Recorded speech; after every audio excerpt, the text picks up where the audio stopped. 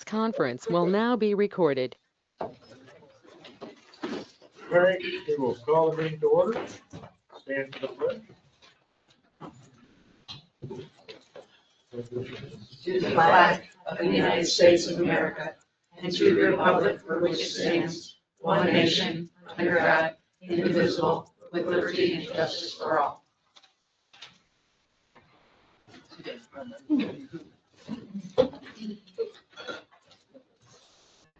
O Lord, as we gather this day to do the important business with people of the village of Owego, grant us wisdom, compassion, and understanding. Amen. Amen. All right, so our first item on the agenda is the public hearing for our local law concerning chickens. Before we have the public hearing, we're going to hear from Terry, because she was one of the main drafters of the law as far as how it came about and some updates. Some reminders when we have the public hearing, you are state your name, address, that kind of stuff for the record, and addressing the board, not the audience. I'll give you 3 minutes to speak, and then if people like interrupt people, we'll give you 2 warnings and then ask you to come back a different time. Did you bring an egg timer? I have the phone time. I couldn't find one shaped like a chicken.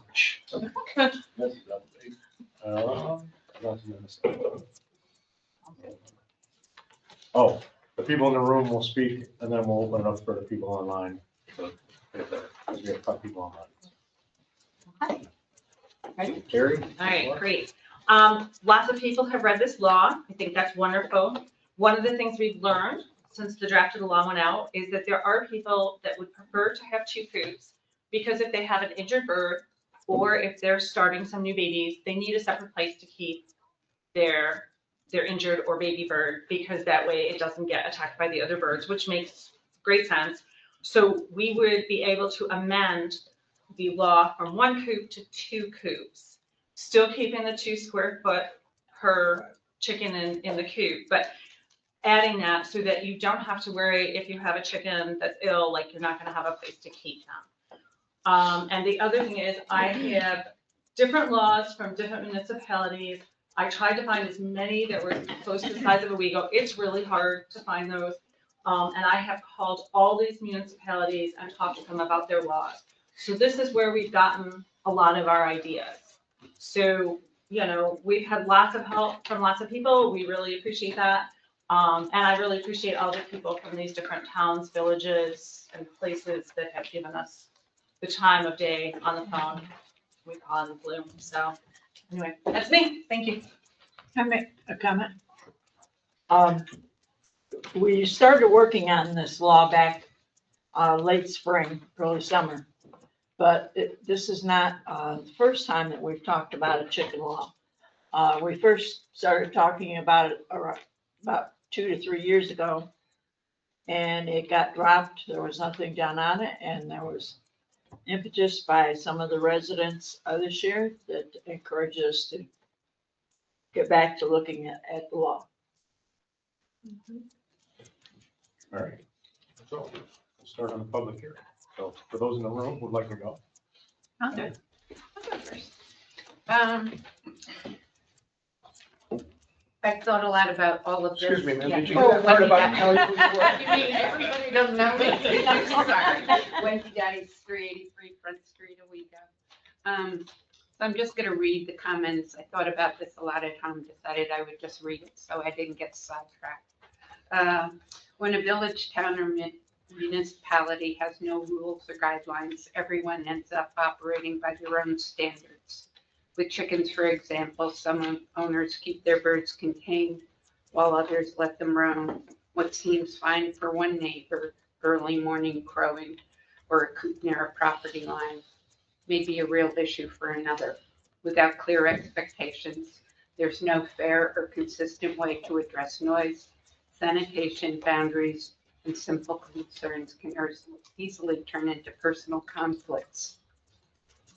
It's deeply disappointing to see some of the comments circulating on Facebook and in the paper, especially when our elected elected officials are being criticized in such a harsh, personal ways. You can stand by what you believe without being unkind on how you express it. I've heard about and experienced issues for quite some time. Knowing tonight's agenda, I took some time to do my own research. I found many towns across New York State already have laws in place. Locally, Johnson City allows chickens on lots of 3 acres or more, and Endicott prohibits fowl of any kind within the village limits. The town of Union allows a maximum of 6 chickens per acre, and Ithaca permits up to 6 hens on lots of at least 2,000 square feet. Many municipalities require permits, some require owners to take classes, and most prohibit roosters. Several also include basic care standards such as keeping feed in a secure metal container to avoid attracting rodents. Without clear guidelines, individuals might act based on their desires without regard for others, and that's when the problems begin. I'd like to thank the trustees for their time and their effort putting together and developing a framework that I hope is fair to everyone, whether you're a chicken owner or not. Thank you. And you were 30 seconds under your time. Let me talk.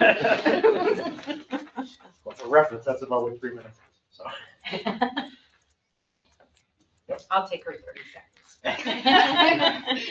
My name is Stephanie Weekhorst, and for the record, it's Stefanie Weekhorst, WieckHorst.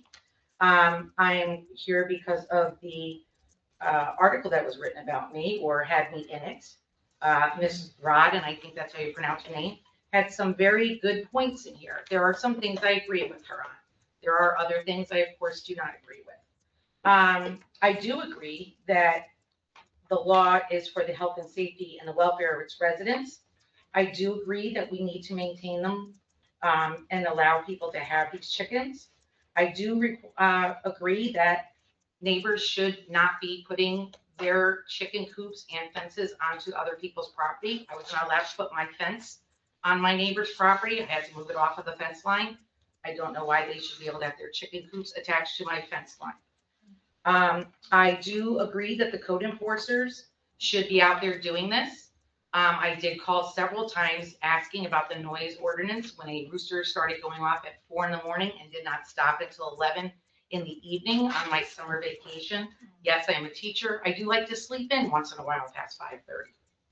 I do agree that I do not agree with the fact that they can be fined or jailed if they are not in compliance. I do agree that seems a little harsh. I would not want my neighbor going to jail because they did not do something they were supposed to do, a warning of, get it cleaned up, fix it within a certain amount of days. I agree with that. I'm not here to make bad neighbors. I'm not here to make enemies. I'm not here to make people feel like they do not have a right in what they want to do. But in the village, you should respect your neighbors. And if that means your roosters are crowing at 4 a.m, you should be respecting your neighbors and not having that. If that means your dogs are out barking till 1 a.m, you should respect your neighbors and not have that happen. If that is the lifestyle, if you want to have a farm and chickens, maybe you don't live in the center of town. Just my thought. I'm not here to tell anybody they shouldn't. I buy eggs from my neighbors. I have no harm against them. I just do not like to be woken up or not be able to sit in my backyard because the roosters are going off continuously. A few weeks ago, we had a chicken in our backyard from one of the neighbors. My dog laid and sat with it. It snuggled with my dog. I have no problem with it.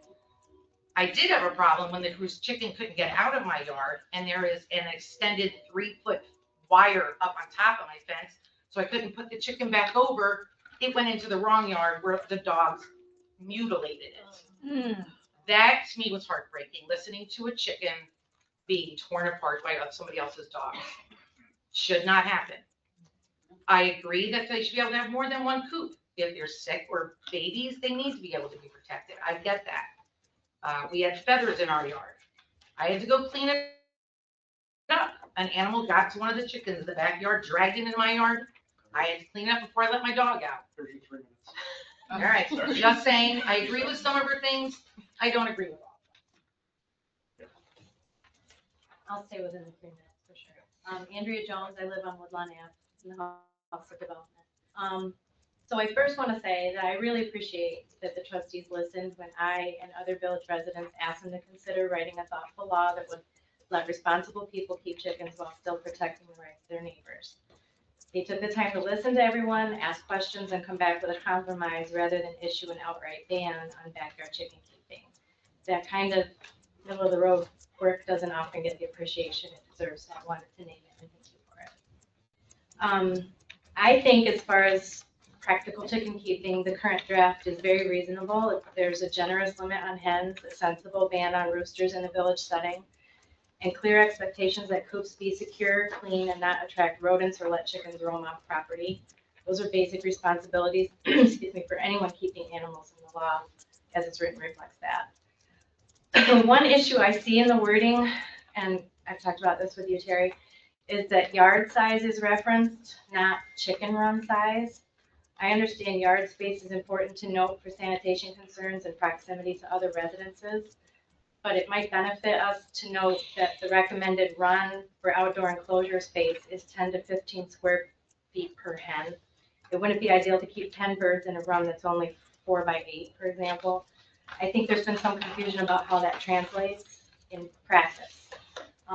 Some may think that the 240 square foot requirement refers to enclosed chicken run space when it really refers to backyard space. While I have personally devoted most of my backyard to my chickens, some may use a side yard or an enclosure within their backyard. Tightening up the language on that just might help avoid issues down the line. The other thing I was going to mention, you already brought up about the limit on coops, only because of needing to quarantine or incubate. But other than those items, to me, it looks reasonable and attainable, and I appreciate that you all took it seriously and are working towards something fair for everyone. I also just want to comment that I think it's unhelpful and unreasonable for anyone to single out or attack residents who filed complaints or took their concerns about chicken keeping to the board. I was very discouraged when I learned about the push for a ban, but I utilize the processes that are in place for me as a village resident. We should protect that process, not punish people for using it. So I appreciate your efforts.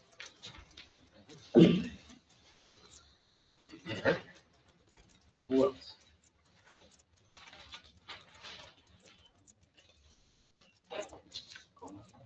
Anybody else in the room? Okay, I'll go. Okay. I have some concerns about the way the proposed law is Well, can written. you state your name and address? Okay. Just so. My name is Doug Weeks. I'm on 565th Avenue. Yes, we have better than 240 square feet per chicken in our backyard. Backyard is not fenced. Chickens never leave the backyard.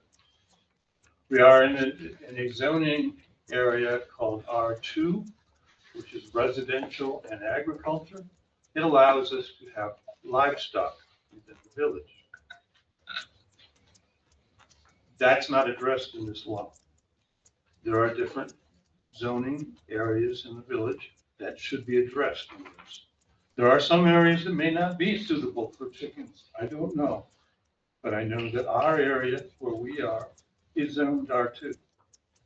I know that because I've looked it up several times and asked several questions. So that's number one. Number two, the current law deals primarily with chickens who get loose. There are two sections of the law that deal with chickens. One is if they get loose, that's wrong. They shouldn't be. They should be maintained within the lot where the owner is there. The second section of that is a $250 fine and/or 15 days in jail. That's it for current chicken laws. There's nothing else. From that point on, the current law goes into dog control.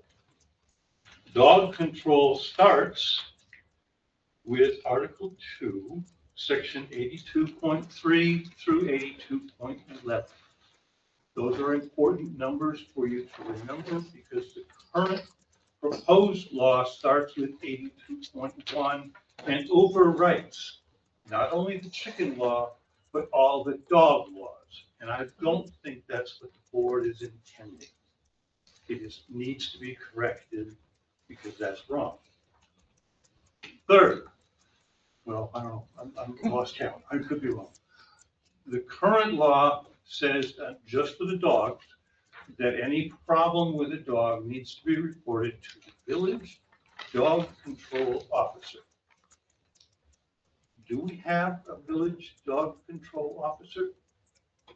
Not sit down. We don't. So we are, and so the new law says everything is supposed to go in front of the code enforcement.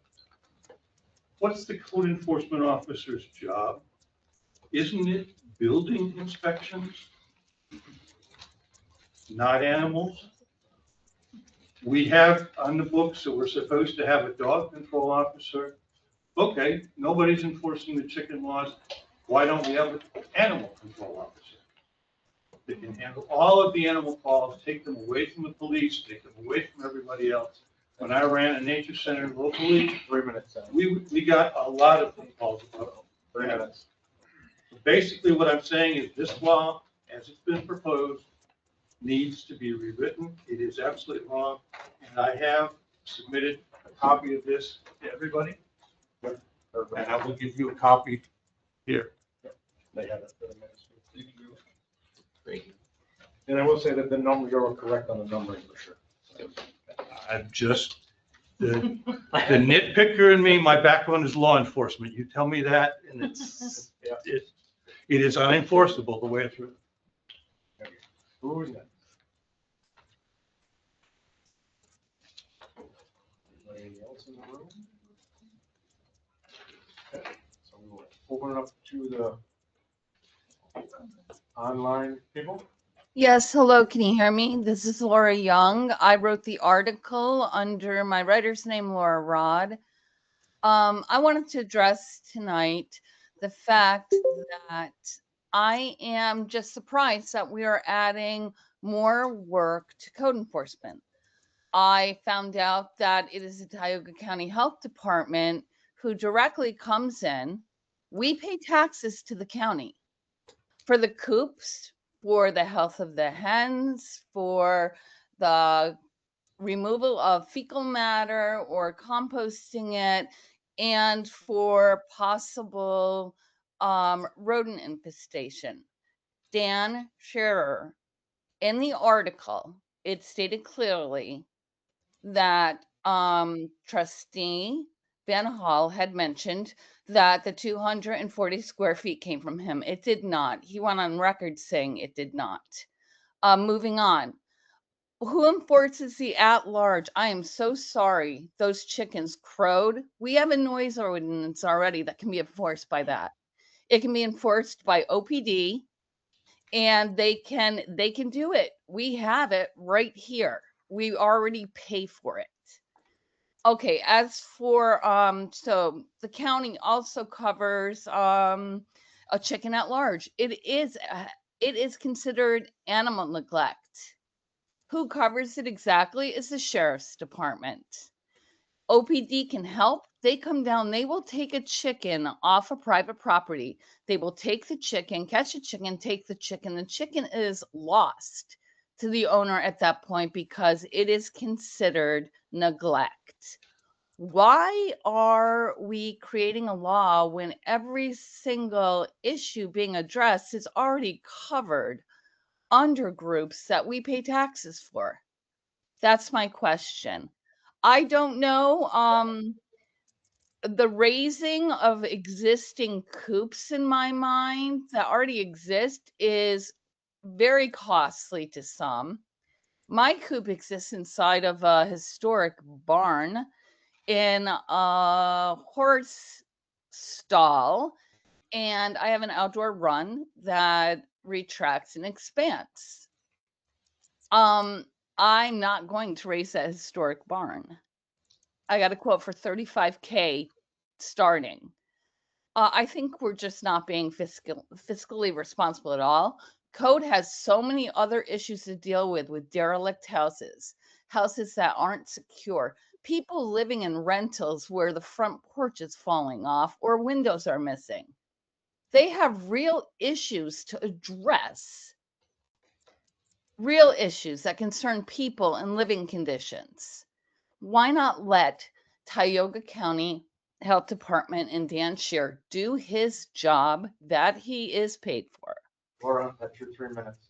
Thank you very much. All right, who else do we have? Anybody online?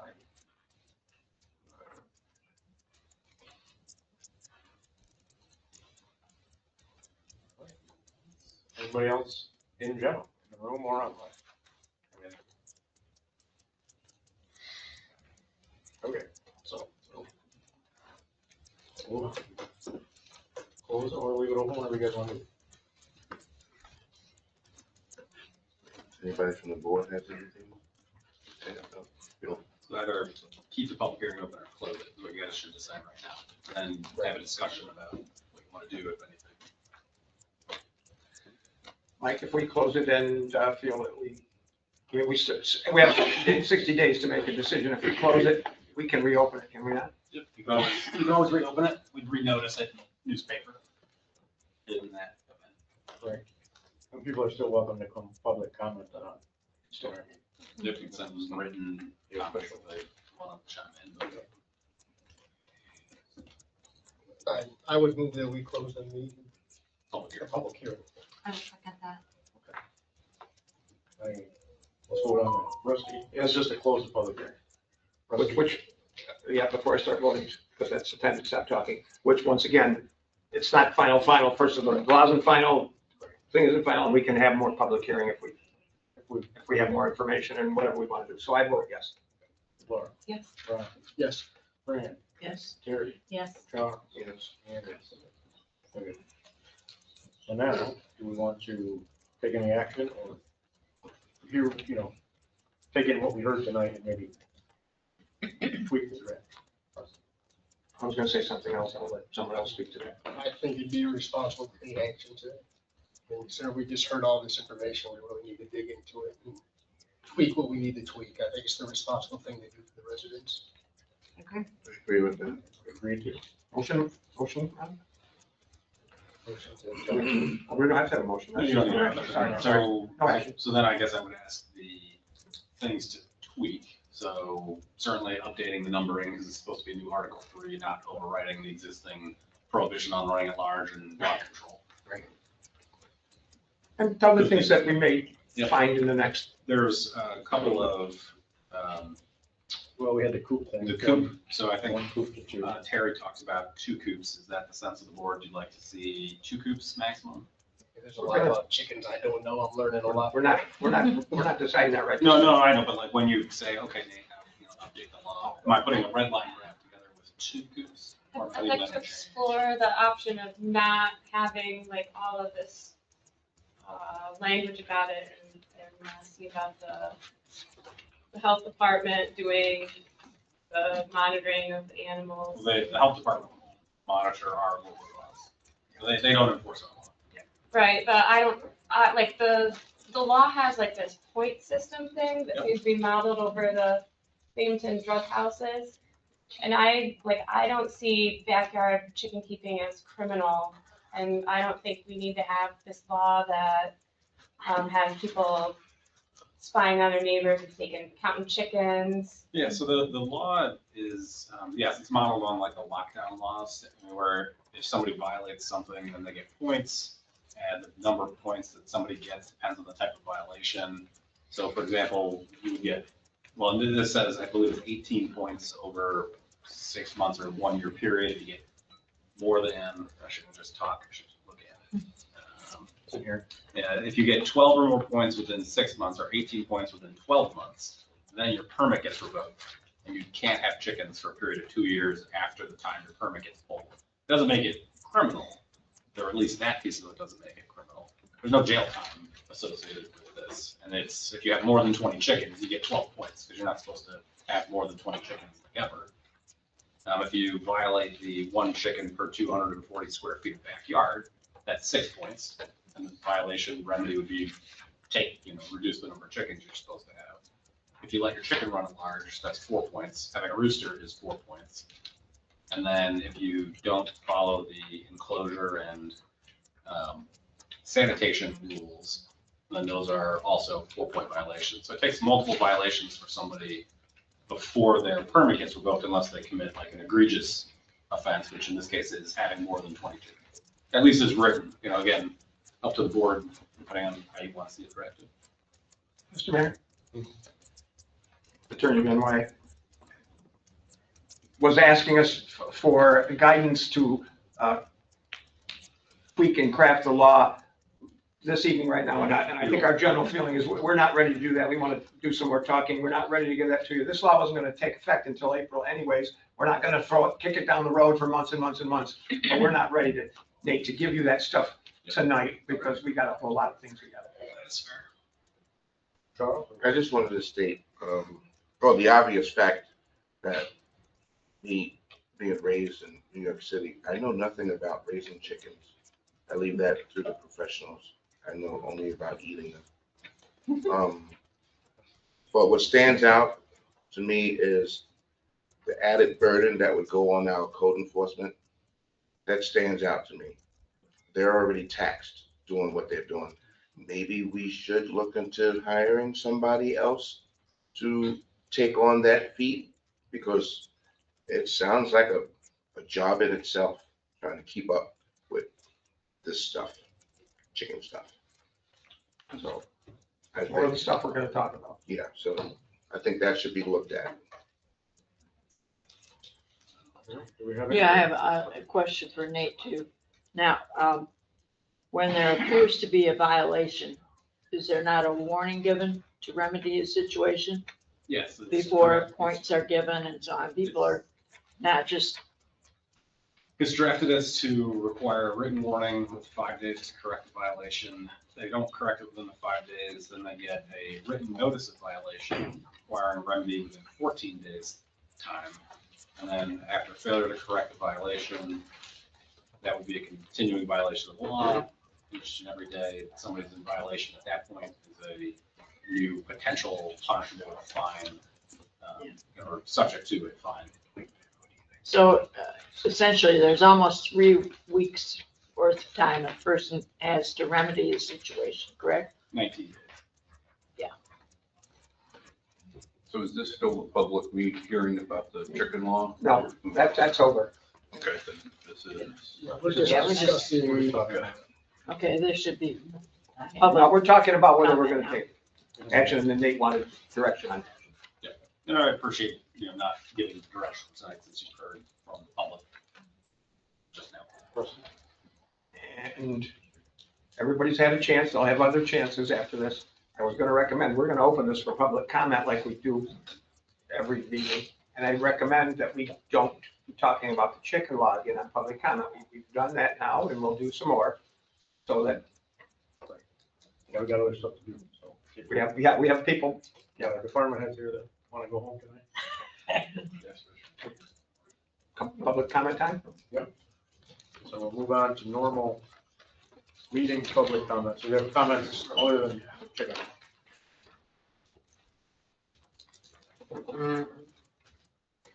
I'm just, it's sort of as a chicken comment, but it's also other things.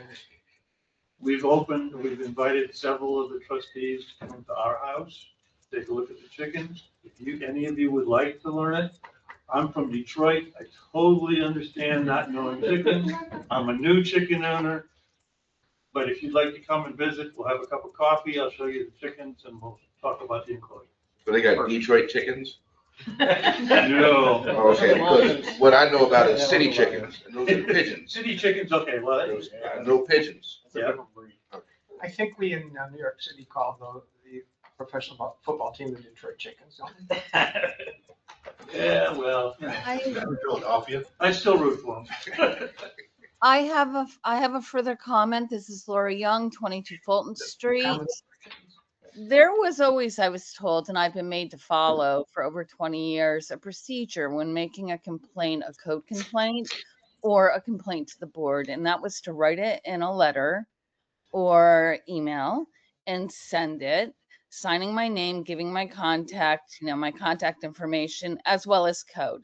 There's currently over on Chestnut and Spencer an active public health and safety problem concerning massive dumping on one of the properties. They actually have spotted and have proof of rats. And my whole thing is I've encouraged the man to come tonight. He isn't here, but I really want to know the actual, what I'm held to as a standard as a person doesn't seem to be what others are held to. And we need to go over that procedure. What is expected from a person when they're making an official complaint to the board or to code? Because, yeah. Anyways, I wanted you to know there is an active public safety hazard over on Chestnut and Spencer. And there are rats. So somebody might want to tell code that. Yeah, someone I'm thinking of code's already aware. Well, okay, I hope to see some remedy on that shortly. There are children there.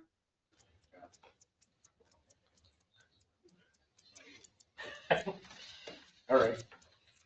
Any other public comment? So we'll go to our department. We got the fire department. Invited guests. We don't have any invited yet. Becca was gonna come and she decided not to.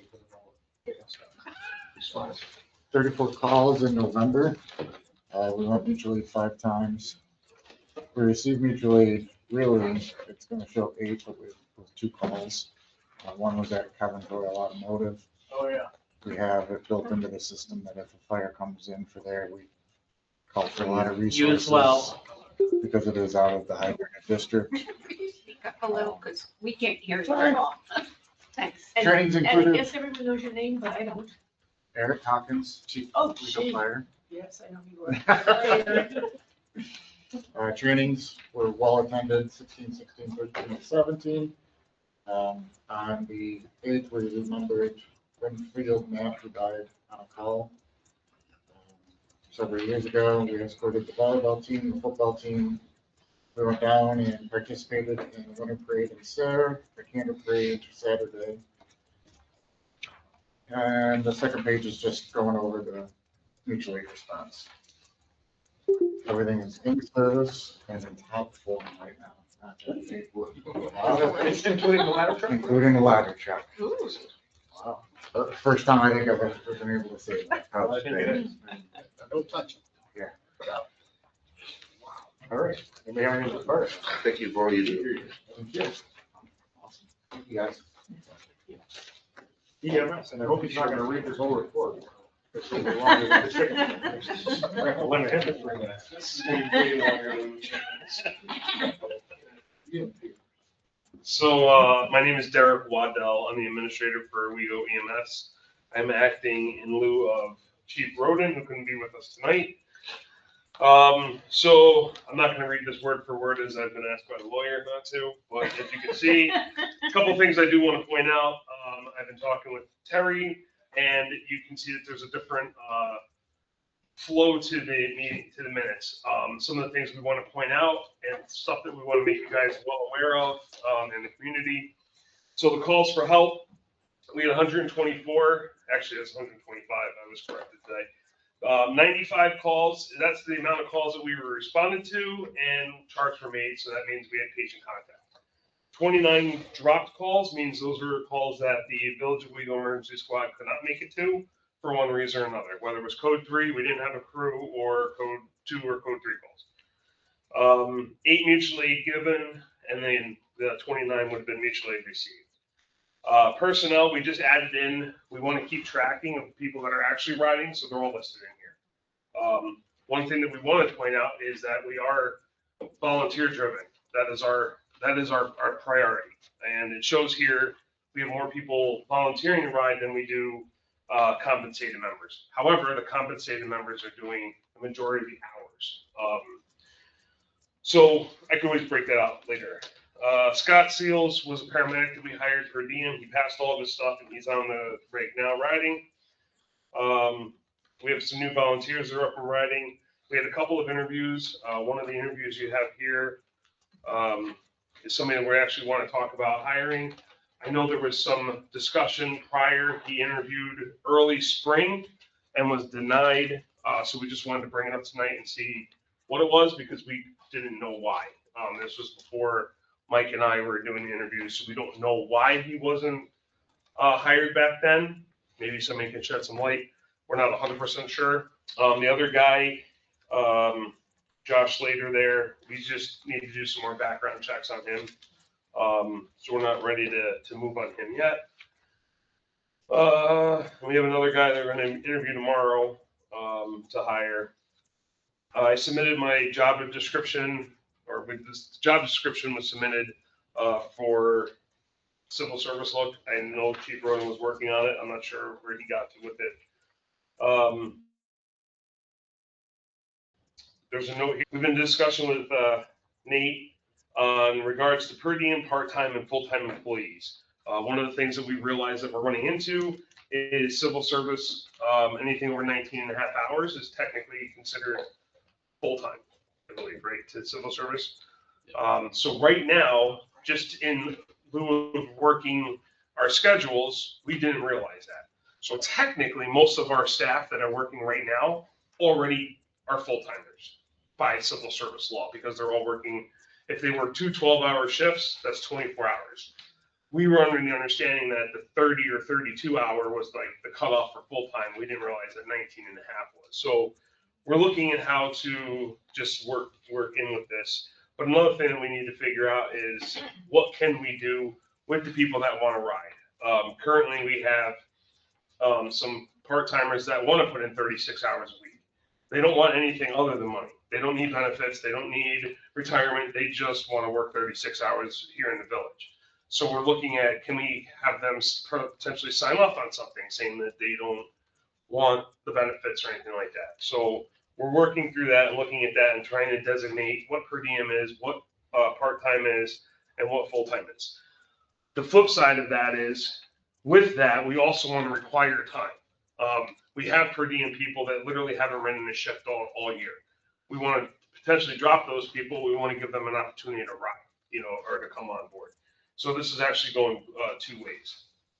So there's more to come on that, but I put it in here in the official thing. So we have current ALS providers. We're going to be writing up official offers to them from the last meeting on extra hours or extra money per hour for doing jobs inside of the ambulance corps. I know there was some discussion about making it fair for everybody and putting job descriptions to offer people to do things like the medical, the medicine, ALS, and narcotics stuff, which is very specific to the ALS providers. Only they can do narcotics and medicine to certain levels. So we need somebody that's capable to do that. So we want to try and see if we can offer somebody some extra money to take care of that. It's very important. We have to be in compliance 24/7, 365 with that. Currently, we've been having some hiccups with that, and we want to address those problems. The vehicles are as such. The only change for vehicles is tentatively Mike and I are going down to Jersey on 12/22 to see the finished product that we're hoping to take delivery of the first of the year. And then at that time, we will bring down the next one that's going to get done. They have given us an unofficial date of April for turnaround time. So it's not going to be as long as the last one. So hopefully we'll get that in writing. I'll be happy if we see it by July. Schedule, we've been working at about 85% shift coverage. In here too, in the schedule, you'll see I broke out the hours. So I'll keep you guys informed of like how many hours we're actually not covering right now, because this is what we're trying to fill with our part-time and per diem people that we're looking to hire. All the items that we purchased from Zoll are in service. So we returned now all the old life packs. So we were able to hopefully work with them to get the refunds and whatnot, but everything has been returned to Zoll for that we owe them.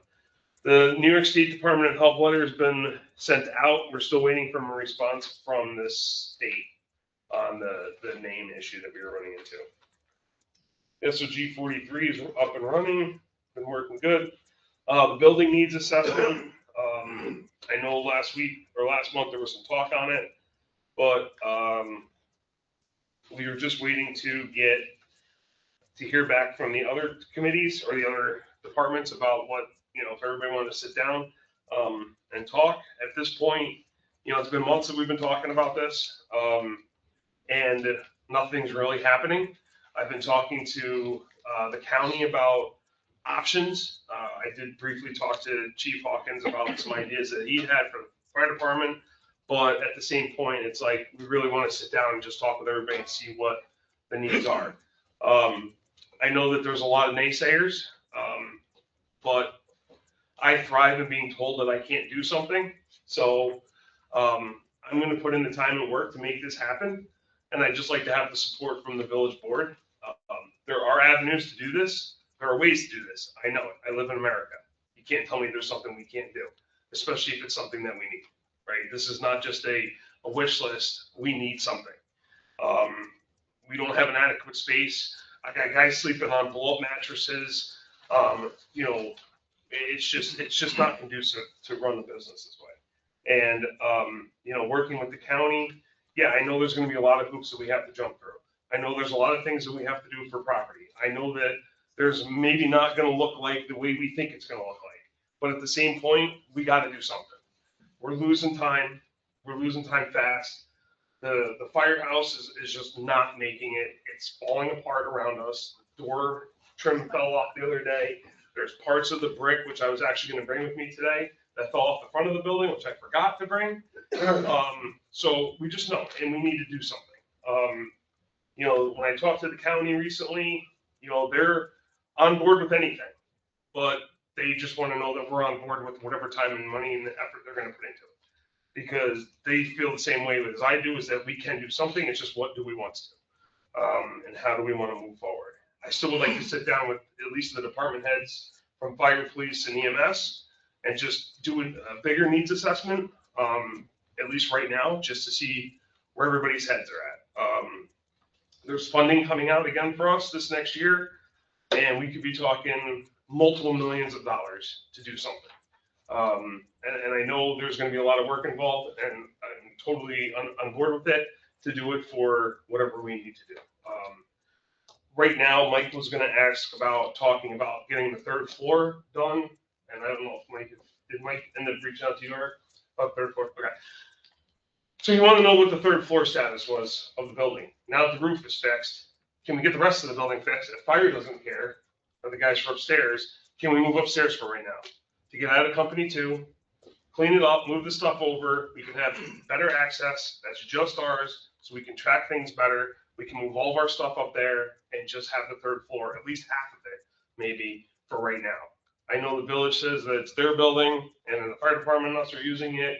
So we're just asking that, is that even a viable option? At least for right now, to get us out of company 2's area so that they can have it. I can answer that. No.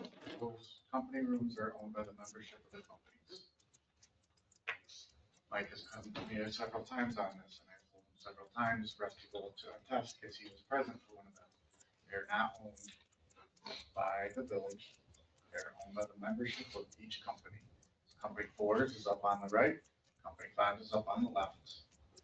They would have to invite you in like Tuesday.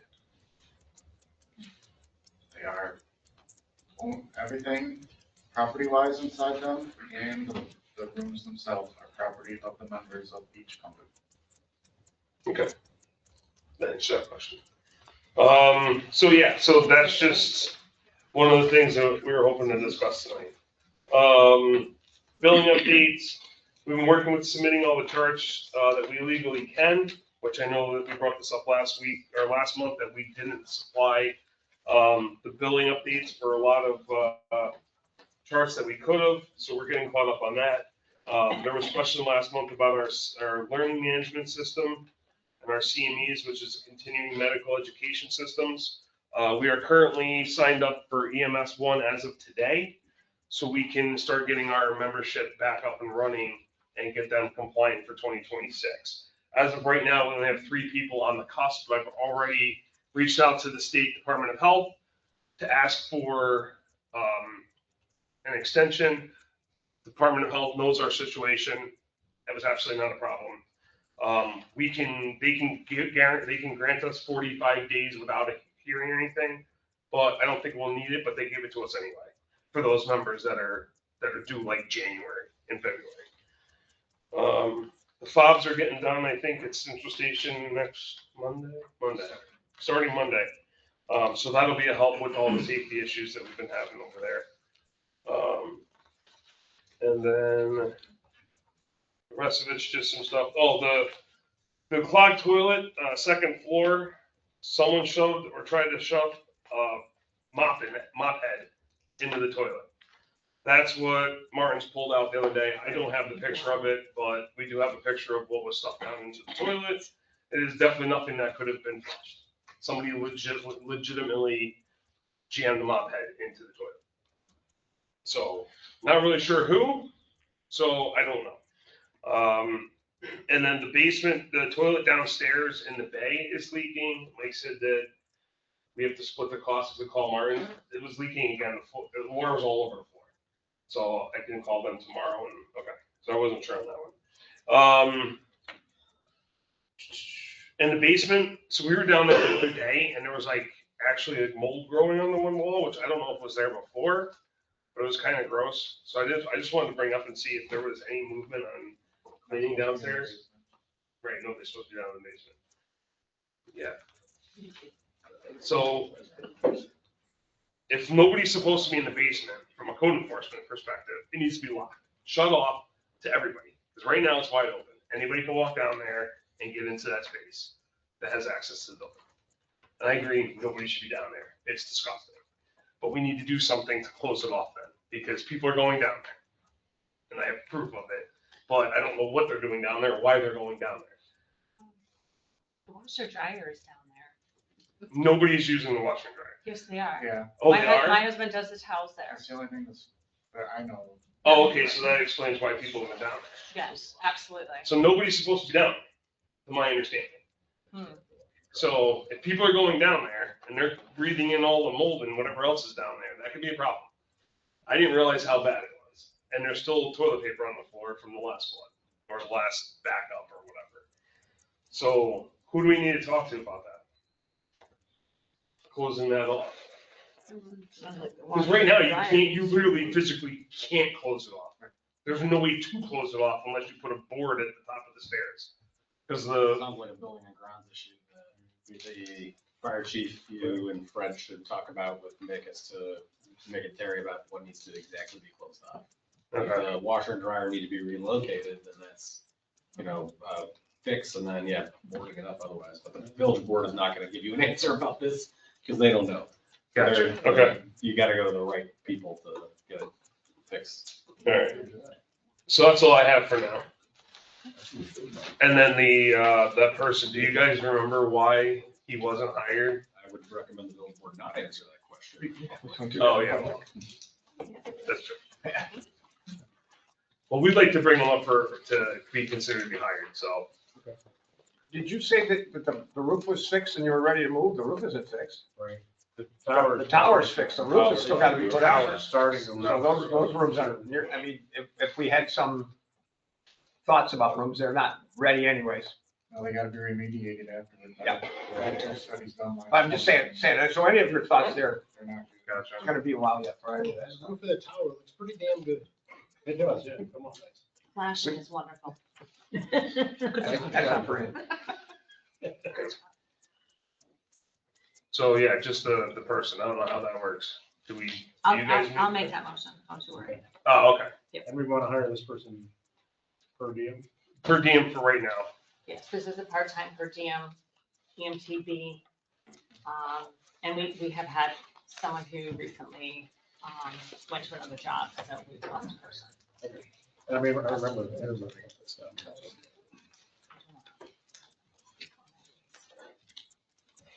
This person also has some availability on weekends, so, which is something we were interested in looking for. It's a good thing. And this is not the same person we did not hire previously. I don't know, I was not involved in that, I wasn't either. That's why I'm asking. so. Nobody seems to know. I mean, I did follow up with some of his, people that recommended them. Yeah. I didn't hear anything bad. And I know people that work with them, so. We're gonna talk about this in executive. Yeah. This is not something for us to discuss right now. Information I don't have. Okay. Gotcha. Okay, that's all I got. Thanks. Yeah, thank you, Jared. Thanks. All right, DPW. Short and sweet. I just want to bring one thing up on the Court Street Bridge heading to the south side from the village. We have a pole taken out. Oh, yeah, there's another one. That's all taken out, but there's a light with that. And Court Street one. Yeah, there is. I see that also. Right hand side as you're going down Court Street. Green poles flipped over? The top of the pole is kind of. That's up there. Oh, is it? Yeah. Thanks, Fred. Yeah, this is bad. But the pole, I want to talk, that we're not going to put back in. There's a second one in 2 years. That same pole, right? Yeah. Tell people to stop it. Put a I sign. know, right? What's the action on this? I mean, they're picking that up. What about if there's someone on the sidewalk? We can't catch you, so. Chicken wire. And then next one, depending on weather tonight, we'll have everything ready for the lights on the river. We are using our truck for them to dump into for garbage. We'll just pick it up Monday morning, lock it up. We'll leave our older one truck out there and let them dump into that. Oh, for the We're gonna garbage. lock up the garbage? Lock the trunk, so somebody would steal it. Big market for garbage.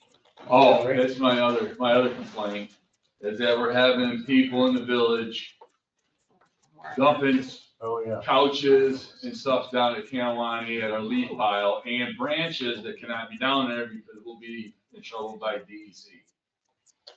So people in the village cannot dump their trees, branches, or logs without talking to me. Because if they just dump their logs on it, then we can't chip, and DEC sees it, we're in trouble. And we get fined. Yes. So definitely not their couch and their ottoman. Well, there's the sofa and the couch that they put down there today.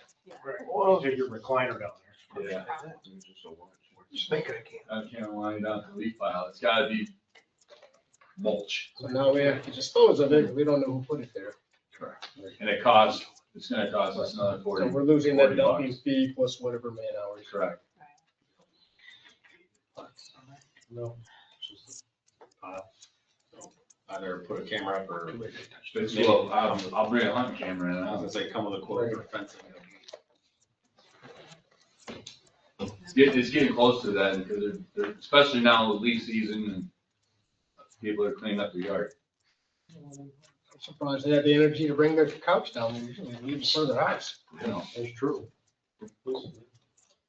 I mean, I tell people that they can call you, you will remove it and he charge them the tipping fee. I mean, correct. it's not a hard Yeah. process. Well, here's the other thing is that, Taylor Garbage or Casellas or whatever you want to call them, for like a bed now is $25. My son just had a couch in Yeah. Lazy Boy. He raised all the prices, so a lot of people, $35 for a couch in Lipsy. Yeah. It's not ridiculous. a lot of people think that.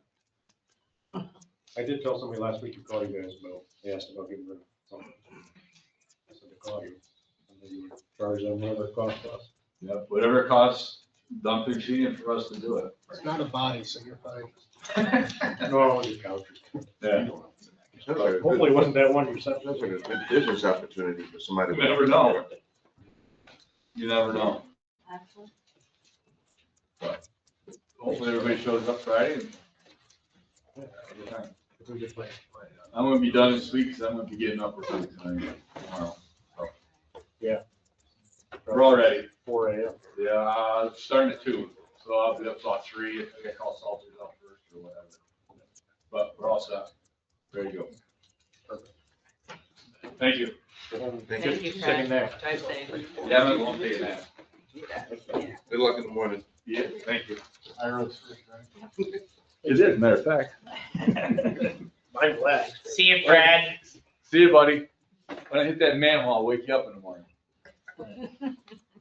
Somebody usually does. Let's see, we have anything from the police department? Joe has nothing right here. Not what you got. Whatever Joe said. You actually let him go now, right? Thanks for coming tonight. Thank you. Yeah, no problem. Appreciate it. All right. Let's see. On the agenda, we don't have much. Correct the tax roll. Because we had this was a tree that we built somebody that we determined we shouldn't have built for. Right.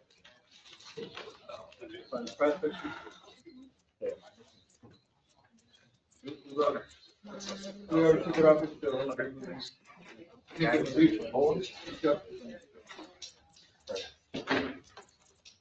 What were we doing on that, on the charge? We were wrong on the charge.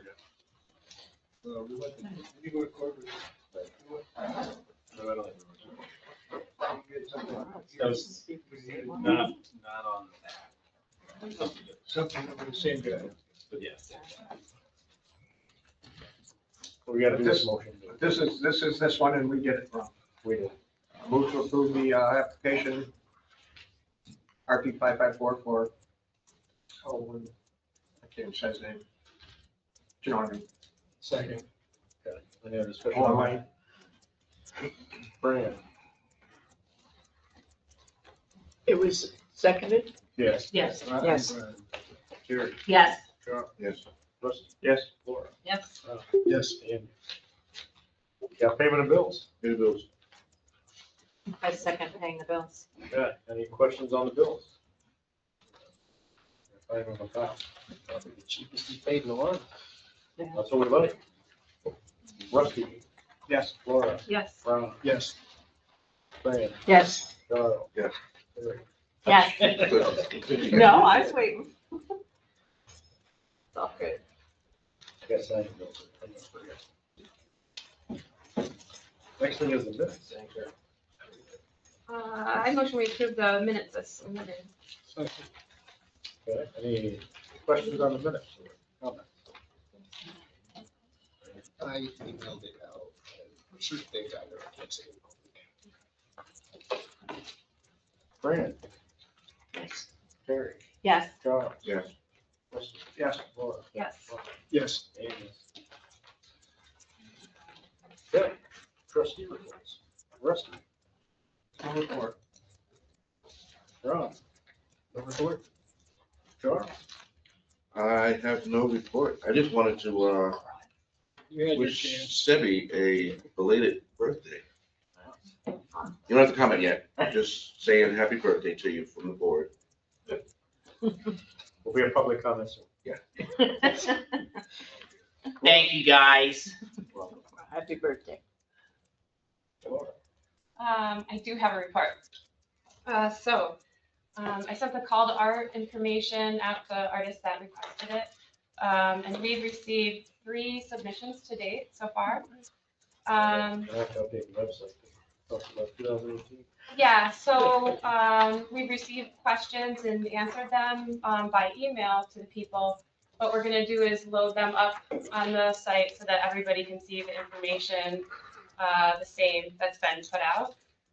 And then also I created another page so that we can replace that old page. That's not like it's misrepresenting anything, it's just like Oh, it's just old, yeah. an old page from the original award. So we're gonna replace that with like a listing of like all our projects that we've completed and what's in progress for the DRI. And then we need to establish the art review committee because the deadline for the public art submissions is December 4th. And so I'd like to establish the committee tonight. This week, Yeah, Thursday. right. So Andrew Fitzsimmons agreed that he would serve on it. He's on the Arts Council board. He's an art teacher in a different school district. Joshua Marland, he's an artist, local artist and resident, does shows. Bree Woods from the Belva Lockwood, she agreed, and Keith Nichols. Those are all people that have agreed to serve with us. And then We planned on having 2 or 3 people from our board join. So, from the past, we've already been discussing some of it. So I was thinking myself, Terry, and Rusty if he wants to. They were the ones that were involved with this. Yeah. So if we could create that group of 7 tonight. So a motion that we approve the art selection, art review committee as presented. A second that. Any discussion Is on that, that? is that board approval or is that a mayor prerogative? It depends on how you choose to set the committee up. If it's a mayor's committee, then the mayor can pick whoever he wants on it. If it's a board's committee, then the board picks. So there's some distinctions there, but not enough to shake a stick at that I think matters at this point. Right. So we have the list, we have a motion, a second, so That's your pick, isn't it, Mike? that's my pick. I thought that. But we can vote on it, just to make it official. We need official from those people or second? I think what you're doing is offering it to them. Okay. If they accept it, great. If they reject it, then Find somebody else. right. They've all accepted it. Sounds like they've already all been talked to, so. All right, so we'll vote on those people. Rusty. I don't think I want to vote for that. You get more work. So. Yes. Laura. Yes. Rod. Yes. Fran. Yes. Larry. Yes. Charles. Yes. And yes. Okay, and then I want to thank Christina Knickerbocker and Jim Mead from the Early Owego Antique Shop for their help in like researching public art projects and assistance with the call to art. I asked them if they wanted to continue helping to review, but they were busy. So they declined. And this is all for the pit project, for those who are. This is for How many words what we're talking North about? Ave. That's the exact wording I put down in my book, the pit project. This is for creating a highly visible public art draw for the art, or for the North Ave space. Right. Yeah. kind of. Yeah, enhancing the streetscape, drawing, tourism, celebrating the creative arts of the community. Basically covering up an eyesore.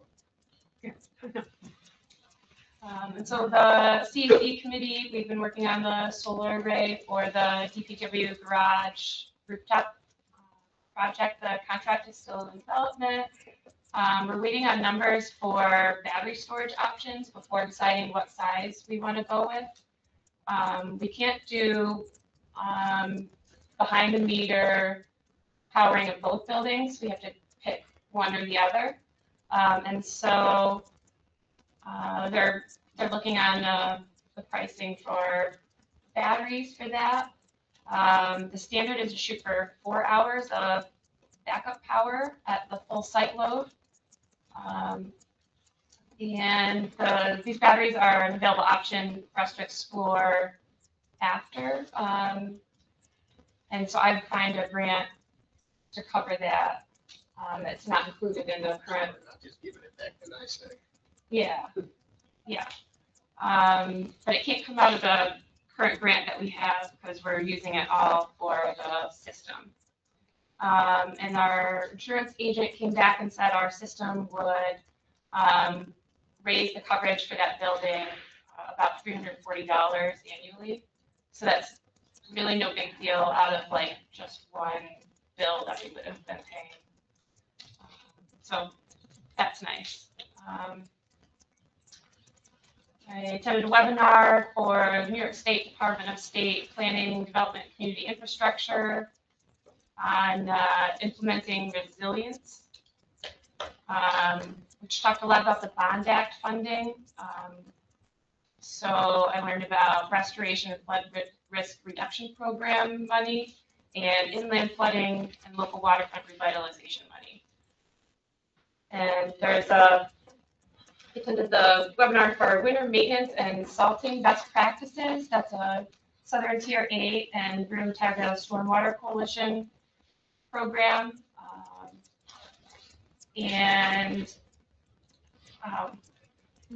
Another community is using their participation certificates to get a grant for a live edge plow. And so I was hoping that Fred and some of the other guys could maybe attend some of the other upcoming webinars. So that way we could possibly get a better chance at getting grants for more equipment.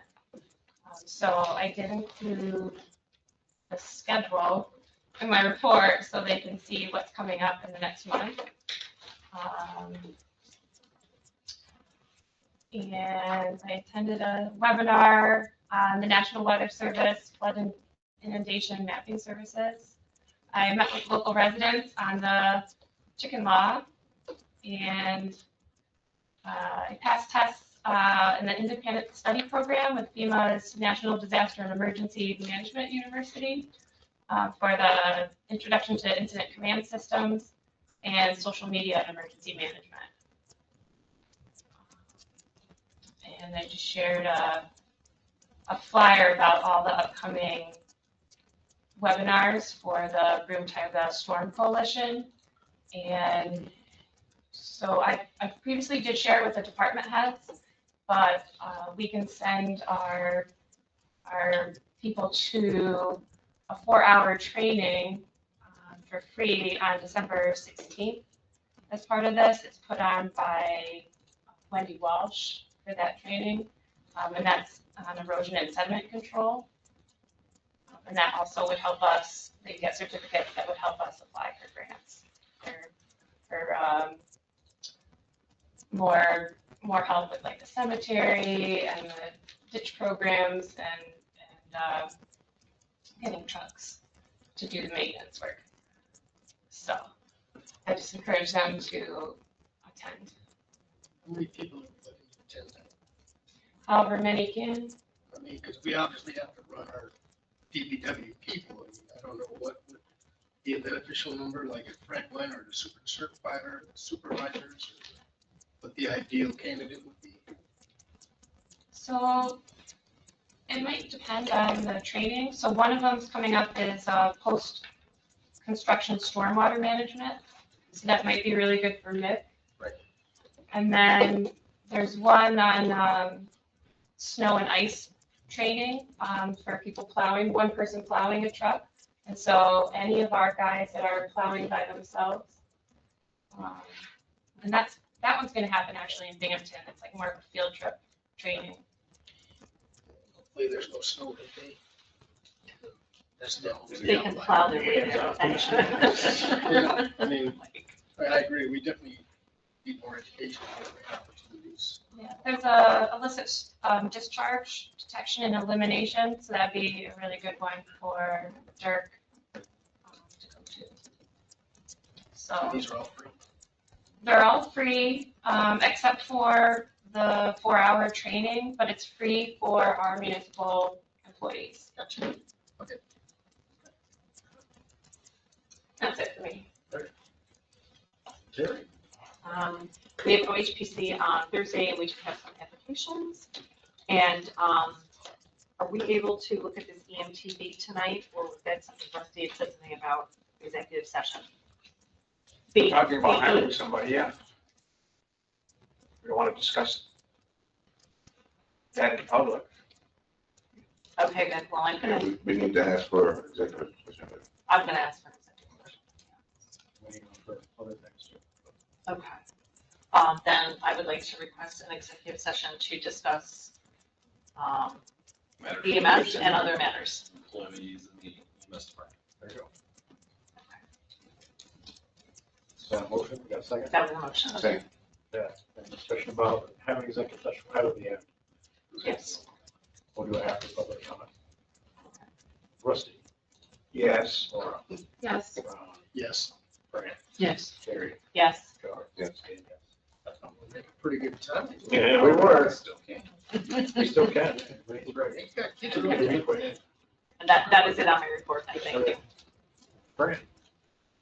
I attended ribbon cutting for the incubator at 178 Main Street, along with several of our other trustees. I've been communicating with different residents in the village on the chicken law, and I've been doing some more investigation online about the law. That's all for tonight. Down to me. Thank you for going to the ribbon cutting, because I couldn't. Tuesday. Very tight, man. Yeah. If it's on a Friday, I go. I think we gotta make that recording for Owego. Oh, did you? Yeah, you could make, I still haven't heard the commercial. That's all I got. I was gonna ask for the executive session, but very good. Public comment. Can I ask a question in public comment? Sure. So Chief Hawkins said something about certain groups owning space within a village-owned building. Could, It's an old thing, so each fire company has a room within Central Station. that's dedicated to them, Theirs, technically. but it's not, they don't own it, right? Do they pay the bills? The fire department, Inc. was incorporated in the 1800s as a separate entity. It owned the building. In the early 1900s, it deeded the building to the village of Owego itself. And my understanding is there was some reservation of rights to use the rooms reserved for the companies in existence at the time. So I think that's what the chief is referencing. I'm going based on my recollection. I'm not reviewed the deed in detail myself. But each company does have its own room. I would add on to that a little better, no, not just a touch. So 1910, we built a new station. Each company owned their own station, and one owned the Barleycorn, one owned where A-Rod is now, and they gave those up to have a new station. And one of the things that they were given supposedly was the ability to have those rooms in that station.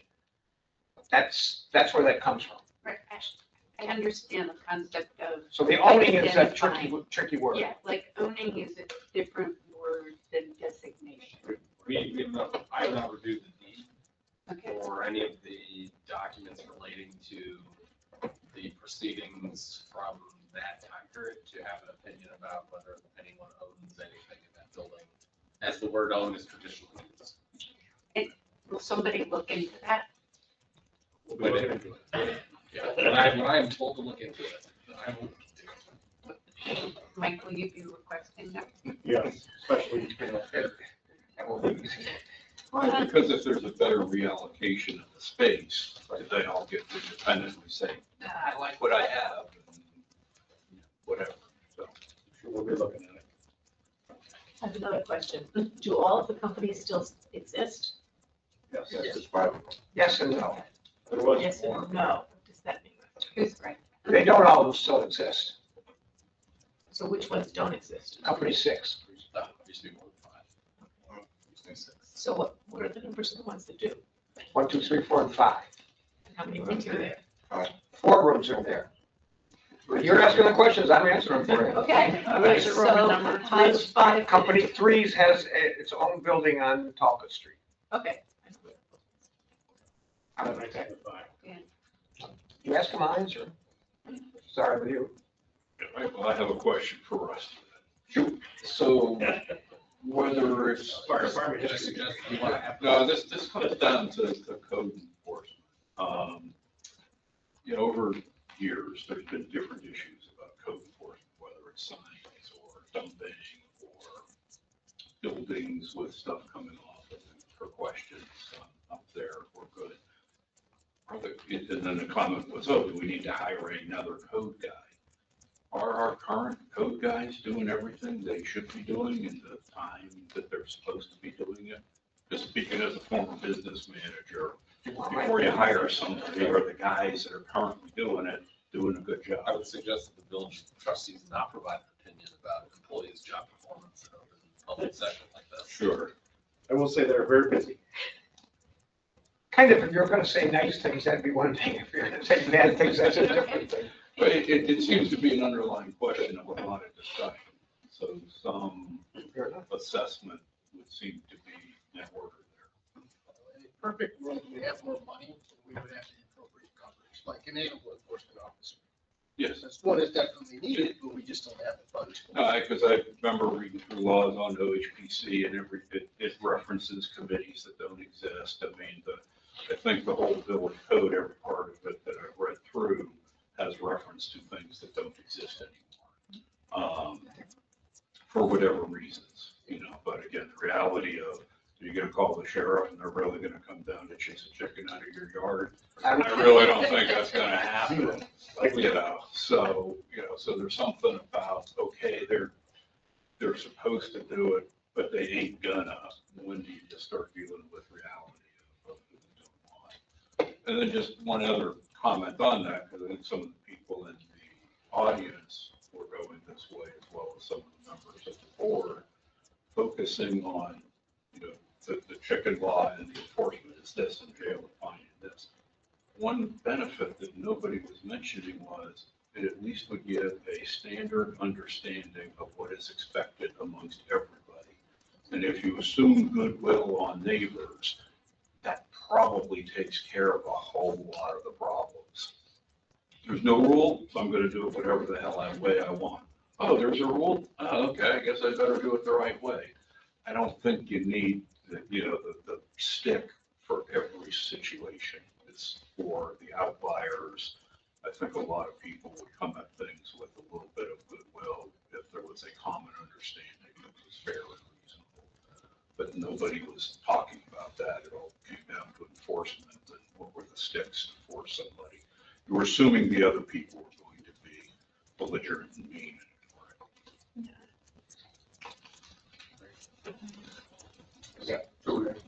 Go ahead. I want to go back to something Fred said. Sure. If Can I you ask who guys, you are first?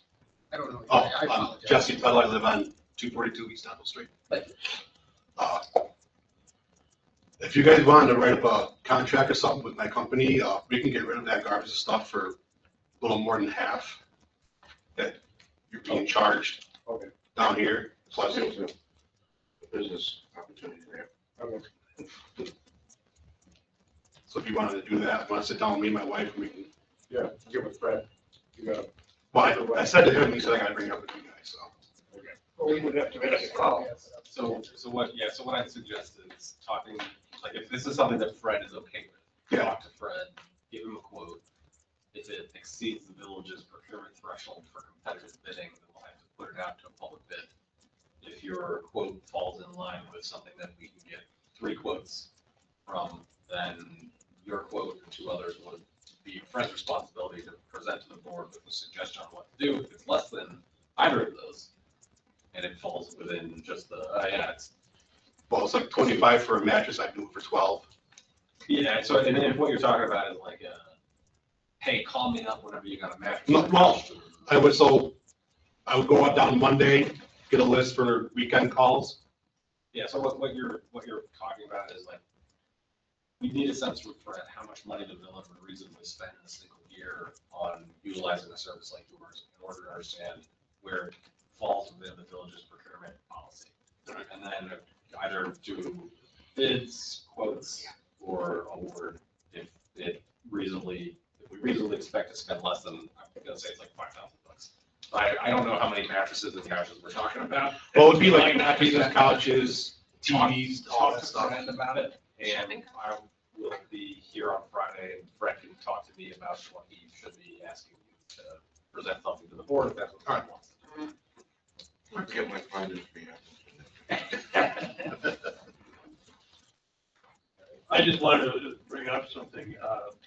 There was some discussion as to who is responsible for taking care of stuff, and you mentioned that, and who should be called. I used to run a facility in Tioga County. Some of you know that, some of you don't. A number of years ago, and we became the place to call because the village didn't have anybody to answer the question. So anytime there was an animal-related problem, we get to call, and we had people that we could divert it to. So it became a bit of a problem for us. I've talked to the police because we had some of the calls to them, And they said, we really wish that somebody could do this. Now, that was a number of years ago, but I will tell you that just last week, I got a phone call. I haven't been at that job for 25 years. I still get phone calls about what do I do with this? I have a raccoon in my house. I have bats in my house. I have whatever. It would really be nice to send somebody, and I've told them to talk to the animal, to the dog control officer in the village, and they don't, since you don't have one. And then it goes to the code enforcement officer. Code enforcement officer is, it's not much of. Dog control issues go to the town. Yeah, town cooperates with us. It's in the village. It's the town's responsibility. Yes, I know that, because that's where my dog. Just the dog control, but they have the town, Right. the town takes care of that for us. Your law says specifically dog control officer of the village of Owego. Yeah, but it's still the town though. The law says that, but we have changed the wording and now we farm that out to the town. Just saying, I understand what we didn't do. Still registered to go with the town. I was in the city of Detroit for a number of years in law enforcement, and we had a law on the books in Detroit that said it was illegal to drink from a horse trough. That just kind of The makes sense. only horse trough that was left in the village in the city of Detroit was in the Detroit Historical Museum, and it was a drinking fountain. They ended up getting rid of that one. We have limited time. I would love to go through the whole code. Yeah. We can hardly get through one meeting without spending 5 hours. Jesse, what's the name of your company? J&N Cleaning. I'm very impressed. You had the same number for 25 years. I've had the same phone number since I moved to this community. That's crazy. That is almost unheard of. Is that a landline? It's on purpose because I used to run my own business. And yes, it's published if anybody wants to take it. And no, I'm not going to pick up your dog. Executive session? Yeah, we're gonna move to executive session. We don't have any more public comment. You're good? Are we ready back? Actually, yeah, I do.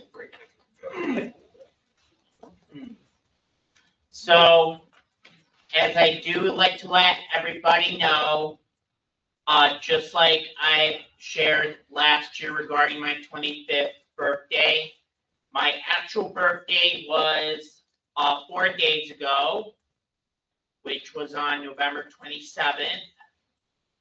But this year, it'll be at the downstairs hall of the VFW on Saturday, December 20th, 1 o'clock until 4 o'clock, over at the downstairs hall of Owego VFW, located on 207 Main Street, Owego, New York.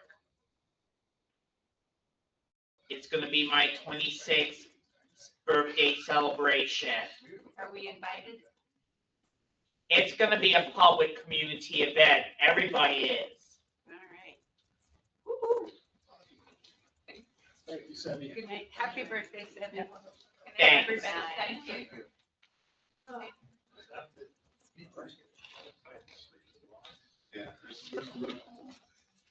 Now we'll go to executive session. Good night. So you got your bikes fixed, right? I do, Charles.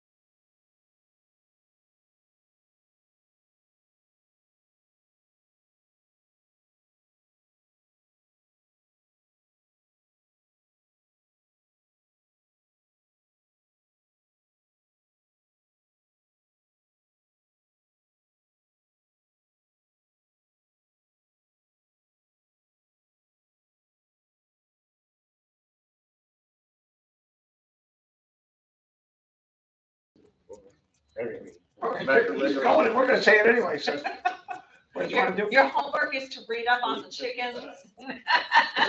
Is that some of the chicken people put those things there? Or who put them? No, I put them there. That is all the different laws Oh, from the different places. from different places, some of which are villages very similar to ours, some are a little different, but. Can you send it in an email and not a crayon board? I like my crayon. I like that very I much. can't see that. All I see is blur. I will send you Walk pictures. right of them. I over took here. pictures of them. The lady from the courier took pictures of them. She's gonna, I thought it was a recipe. whatever. Chicken soup. Yeah. Makes her heart. You did good. All right. We have a Yes. motion to adjourn. We'll do adjourn. Please, let us know. Yeah. Right. Move to leave executive session. That's what I said. We wait till the first week in January to do any Closing closing. the session. I don't know about you, Christmas is now.